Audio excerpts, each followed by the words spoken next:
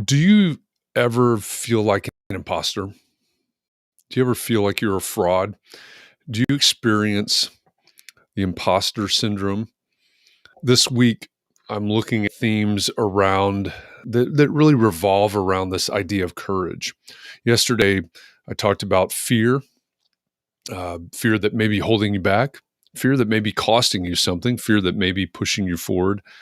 Today, I want to explore the idea of imposter syndrome, and I'll define that here in just a minute. And tomorrow, I'm going to talk about perfectionism.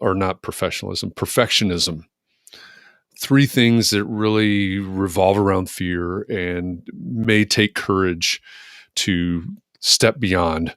And I think it's really important for us to understand that when we run up against something, a fear that's holding us back, or imposter syndrome, or perfectionism, we have a choice, right? We can take a step forward or we can take a step backwards.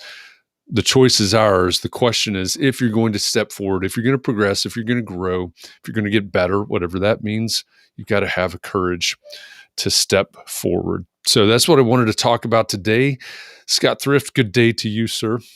I see you out there. Anybody else that's out there, if you're watching this live now, say hi. Let me know that you're here. Let me know where you are, and let me know what you do.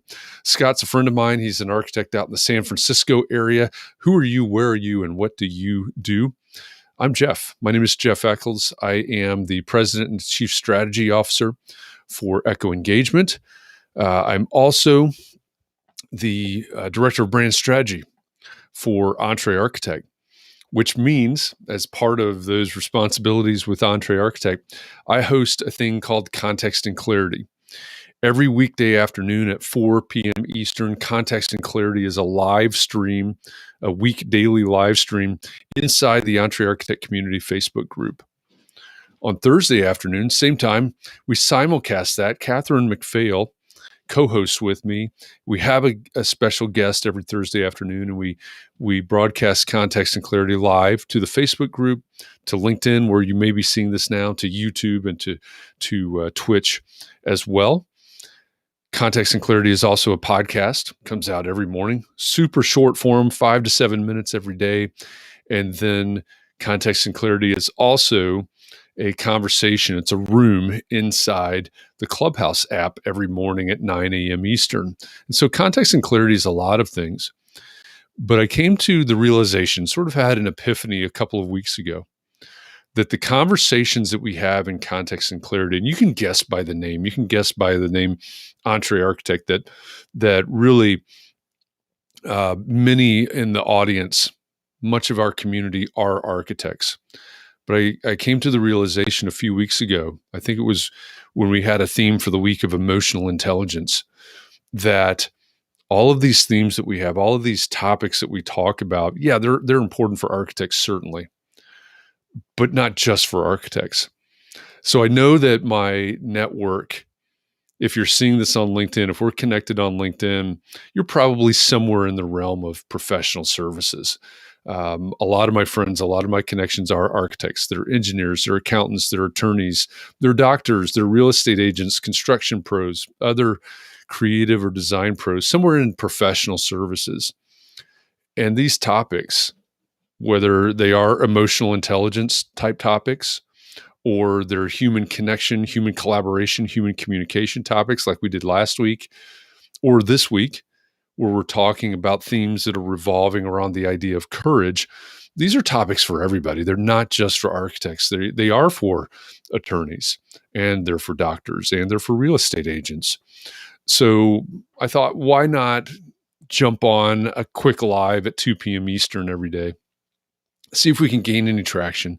See if we can expand the conversation beyond just architects to all of us, where these conversations, these topics really matter. So if you're out there, number one, you need to understand I am not an expert. I don't claim to be an expert on these topics. I'm here to facilitate a conversation. So if you are an expert on whatever the theme of the week is, whatever the topic of the day is, I invite you to join this conversation and weigh in. Share your knowledge, share your expertise. If you have questions or advice or stories about your experiences, share that. Drop it into the comments. That's what I want to do here is facilitate a conversation, because these these topics, these conversations are important for all of us, no matter if we have clients or customers or patients or whatever we call those people that we serve. So again, these themes, they come out of context and clarity, which is for architects, but they're not exclusive to that. In fact, when Catherine and I host Context and Clarity Live on Thursdays, we have a special guest every Thursday. Like I said, we simulcast that. So you don't have to be inside the Facebook group. You can be connected with me or finding this on LinkedIn through me. You can go to YouTube to the Entree Architect channel, or to Twitch to the Entree Architect channel, and you can watch, listen to, and comment, ask questions in those Thursday sessions, no matter who you are, no matter where you are, no matter what it is that you do. Our special guest this week is Debbie Millman, she's a designer, she's an educator, she's an author, she's the creator and the host of the longest running design podcast on the planet called Design Matters. And we're going to talk with Debbie on Thursday about courage over confidence. And that's where the theme for the week comes from. So I'm looking forward to that conversation. But what we're doing this week leading up to that Thursday conversation is talking about things like fear and things like imposter syndrome today and things like perfectionism tomorrow. So let me kick this off maybe by reading a definition of imposter syndrome. What is imposter syndrome? What does that mean? Imposter syndrome is loosely defined as doubting your abilities and feeling like a fraud. It disproportionately affects high-achieving people who find it difficult to accept their accomplishments. So I think that it's important to understand that. I think it's important to understand that from what I read there, what I understand about it is it's probably self-inflicted. There might very well be people outside that are casting some doubt, perhaps, but I think a lot of that definition means that a lot of that imposter syndrome is self-inflicted. So I think it's important to keep that in mind. And one of the questions, or several of the questions I would have is, number one, do you ever suffer from imposter syndrome? Do you ever feel like you don't have the skill necessary? I don't know what you do, right? You're going to have to tell me what you do. But if you do a certain type of work, maybe you've always done a certain size case or a certain size house, if you're selling real estate, or a certain size building if you're constructing something. Do you feel unqualified to go to that next level, the next bigger size building, the next larger house, more expensive neighborhood, larger case, more plaintiffs or defendants, or whatever the case, whatever your context is? Do you ever feel like, even though you know how to do this work, you do this work, simply moving up is beyond your ability or your expertise? What have you ever felt like you're not qualified to move out of a niche? Maybe you've carved a niche in whatever it is that you do, townhomes, and you want to start selling houses, detached houses, or a certain type of legal case, and you want to pivot and move towards another little niche. Have you ever felt like you're not qualified, or you don't have the ability to move out of that niche simply because you're so entrenched in this niche that you're currently in? Or have you ever felt like, even though you're a professional, like I said, most of my network, if we're talking about LinkedIn, most of my network are professional services people. I'm connected to a lot of doctors and lawyers and accountants and other creative and design professionals and real estate and engineers and architects and contractors. Most of you are legitimately and defined probably by law or statute or something as a professional. You've got a license or a certificate or something. Have you ever felt like even though you are that professional, and maybe you're young, right? Maybe you just got your certification, maybe you just passed your exam, and you still really don't feel quite comfortable, quite ready to be that professional. I think all of those fall into the realm of imposter syndrome. So the question becomes, how do we move beyond that? I said earlier that um, you've got a choice. You can move forward or you can move backward. You can let that imposter syndrome keep you from moving forward. And I think if you're not moving forward, you probably are moving backwards. But um, if you want to, and I think you probably know that you need to, if you want to move forward, how do you find the courage to step around that imposter syndrome and take that step forward? That next step, that one step forward is the most important step, right? If we're going to progress, if we're going to move forward, if we're going to grow, if we're going to succeed, we need to be doing those things. So that's one question I have. If you're out there and you hear that question, you have an answer for it or an opinion about it, feel free to drop that into the comments. And also, if you are watching this live, say hi. Let me know that you're out there. Let me know where you are and let me know what you do. If you're watching this on the replay, use the hashtag replay. Hashtag replay. Hey, I'm watching. And also let me know where you are and what you do. Again, I'm coming here as an experiment at 2 p.m. Eastern every afternoon to see if we can gain some traction, to see if we can start these conversations. And I'm simply here to facilitate the conversation. I'll share some ideas. I'll share some definitions, maybe. I'll tell you what we talked about in Clubhouse earlier this morning at 9 a.m. Eastern. But I'm not coming here as an expert. I'm not here to teach you. I'm not here to preach to you. I'm here hoping that we can start a conversation. So again, today we're talking about imposter syndrome. One of the things that happened in the Clubhouse conversation this morning was we went off on a little bit of a tangent on the whole idea of fake it till you make it. And someone pointed out that they weren't sure that fake it till you make it is really part of imposter syndrome. That and there was some nuance to the way it was being talked about in the conversation this morning. So other people's opinions and things like that. So another thing that I looked up as we were talking this morning was, what do we do? What do we do when we're feeling imposter syndrome? Is fake it till you make it a part of it, right? Is that a way to get out of imposter syndrome? And what does that even mean? What does fake it till you make it even mean? Tomorrow we'll talk about perfectionism.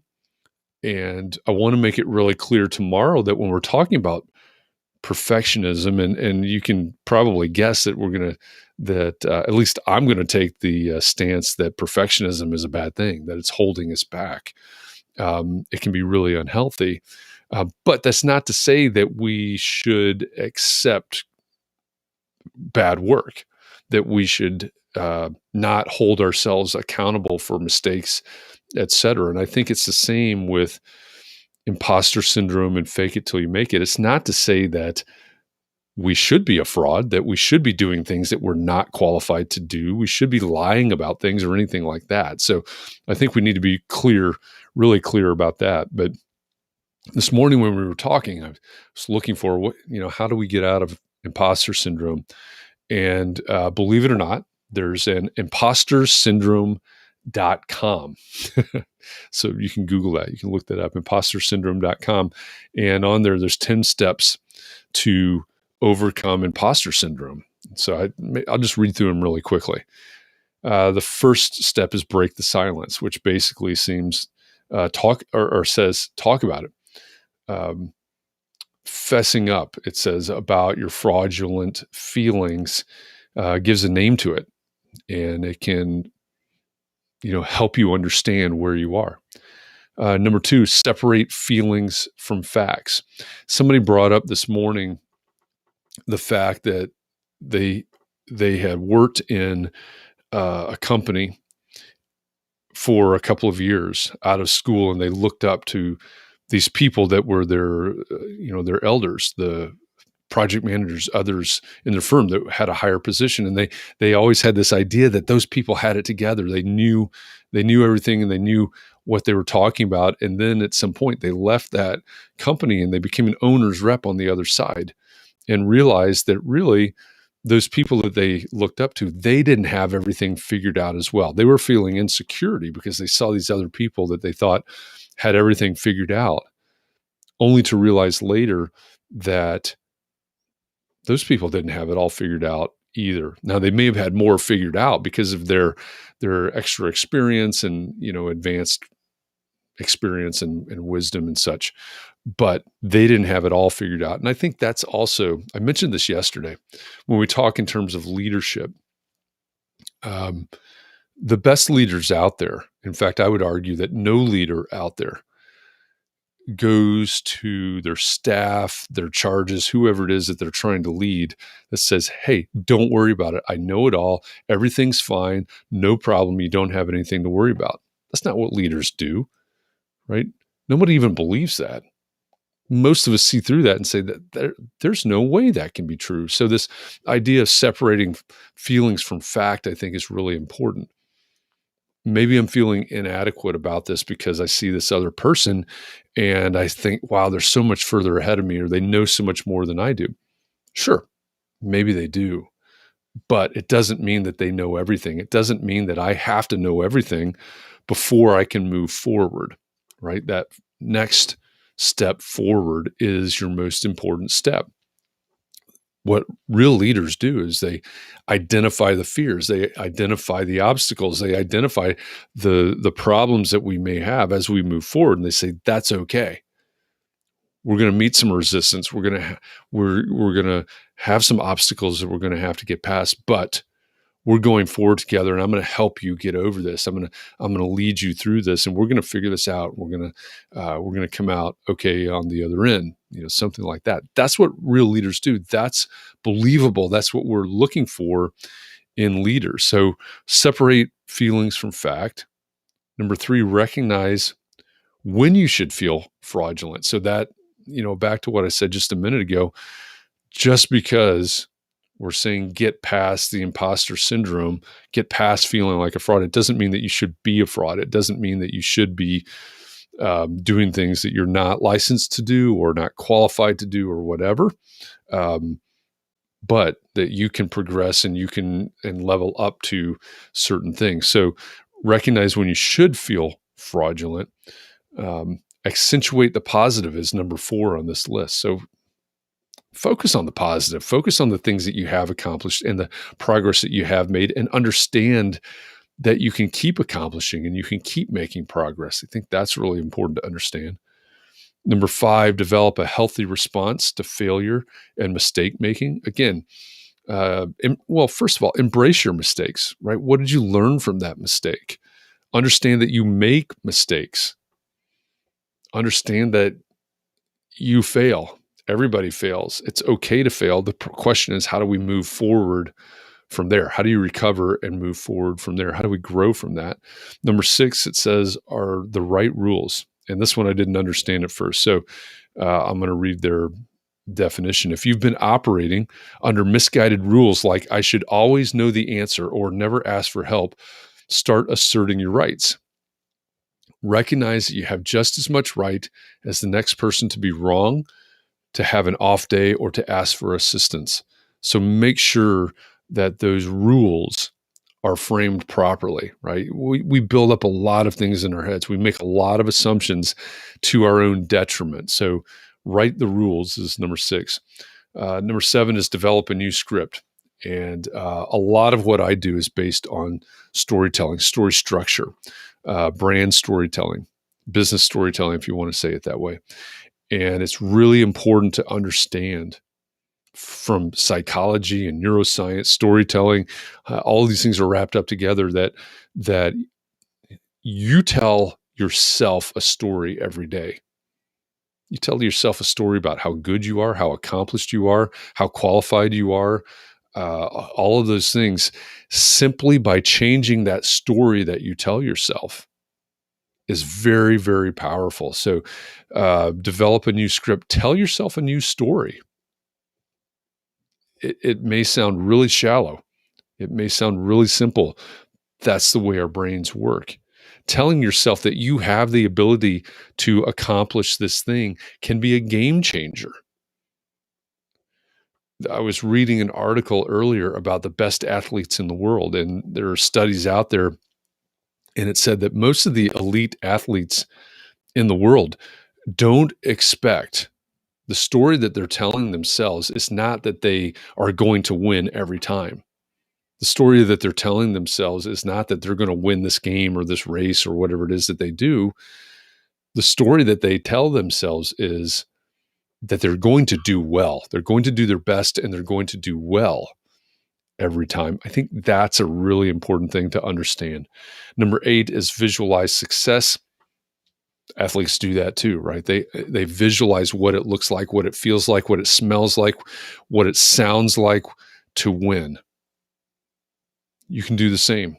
You can visualize, what would it be like if I actually sold that, if I actually signed that contract, if I actually fixed that or healed that, or whatever your context is.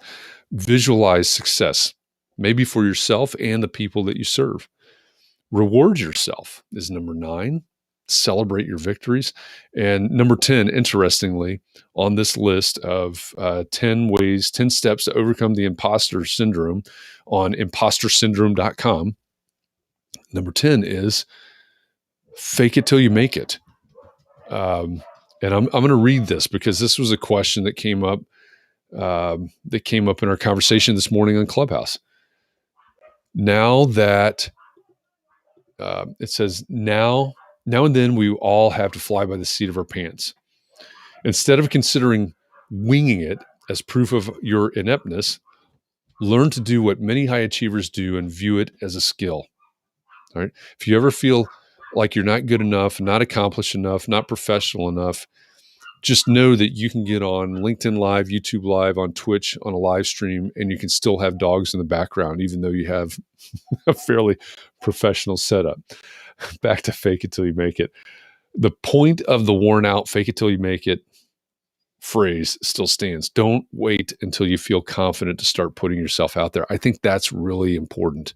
I think that's the answer to this whole thing about confidence, and taking that most important next step forward is don't wait until you feel confident to start putting yourself out there. Courage comes from taking risks. I love that. And I want to make sure that I recognize and credit the author of this. Again, this is from impostersyndrome.com, 10 steps to overcoming imposter syndrome. And this article on this website is written by Valerie Young, who has a doctor of education, internationally recognized expert on imposter syndrome, and author of the award-winning book, The Secret Thoughts of Successful Women: Why Capable People Suffer from Imposter Syndrome and How to Thrive in Spite of It. So just a little credit where credit's due there. Again, I'm not coming to these conversations as an expert. I'm coming to these conversations as someone here to facilitate a conversation. So I always welcome you to add your 2 cents, drop it into the comments. If you are an expert, share. If you have questions, ask them. That's what I'm trying to do here. That's what I want to do in gaining traction, hopefully in these 2 p.m. Eastern LinkedIn, YouTube, Twitch live streams. So again, my name is Jeff Eccles. I'm hosting these conversations every day at 2 p.m. Eastern. I also at 4 p.m. Eastern, inside the EntreArchitect Community Facebook page, I host a show called Context and Clarity. It's also a podcast that you can find anywhere that you consume podcasts. It's also a conversation on the Clubhouse app. If you're on Clubhouse and you want or if you're not on Clubhouse, you need an invite to the Clubhouse app. Just put it in the comments here or message me or something. If you are on Clubhouse and you want to find these conversations every morning at 9 a.m. Eastern, reach out to me in the comments. If you go to Clubhouse, find me. It's real easy to find me. DM me on one of the links that you have at the bottom of that, and I'll give you more info about context and clarity. But again, a couple of weeks ago, I realized that these themes that we have every week for context and clarity are not just architect themes. We've talked about culture. We've talked about value mindset. We've talked about emotional intelligence, human connection, human communication, human collaboration. This week, we're talking about courage. All of these themes and these topics that we're talking about over on context and clarity are all of us themes. They're all of us topics. They're all topics that are important to our own success as business people, as leaders, as human beings, in our relationships, in our work. And so I thought, why not throw this out here at 2 p.m. Eastern every weekday afternoon and see if it takes hold, if it gains any traction, see if anybody shows up and wants to engage in conversation here. That's what these are about. I'll give it a little bit more time and see if we gain any more traction. If it doesn't gain any more traction, so be it. We've still got context and clarity at 4 p.m. Eastern. Every weekday, we've got the Clubhouse conversations, coffee talks every morning at 9 a.m. Eastern. We've still got the podcast, and all of those places are very, very engaged. But I also know what it takes to build an engaged audience. We've been doing context and clarity. Next week will be 1 year since we launched context and clarity. So I've quite literally had 300 of these conversations leading up to today. So if you're here to engage in conversation, let's do it. Let's talk about these topics. And if not, that's fine. That's fine. It's just my time. It's no problem whatsoever. We'll see where this goes. And I'll be back here tomorrow, like I said, again, on the theme that revolves around courage. Monday was fear. Today, imposter syndrome. Tomorrow, we'll talk about perfectionism. So if you have thoughts about perfectionism, show up here tomorrow, 2 p.m. Eastern. If you're an expert on that topic, show up, share your expertise, share your knowledge. If you have questions, if you struggle with that, show up tomorrow at 2 p.m. and we'll have a conversation about that. If you're watching this on the replay, hey, comment on the replay. Scott, I appreciate you showing up. I appreciate you being my COVID office mate as well. So thank you for that. Again, my name is Jeff Eccles. I will be back here again tomorrow. If you are an architect, if you're not part of the Entre Architect Community Facebook group, I would encourage you to go over. There's a private group just for architects. Go over there. You can engage in that conversation 5 days a week. Every Thursday, Catherine and I simulcast that out to the masses. And you can engage, if you're not an architect, you can catch that on Thursday at 4 p.m. Eastern here on LinkedIn, on YouTube, on Twitch, also inside the Facebook group. So I invite you to that as well. So with that, thanks everybody. I appreciate it. Have a great day. Push past that imposter syndrome and remember that the next step forward is the most important step. Make it a baby step, but make it forward and take that step. Thanks everybody. Have a great day. I'll see you tomorrow.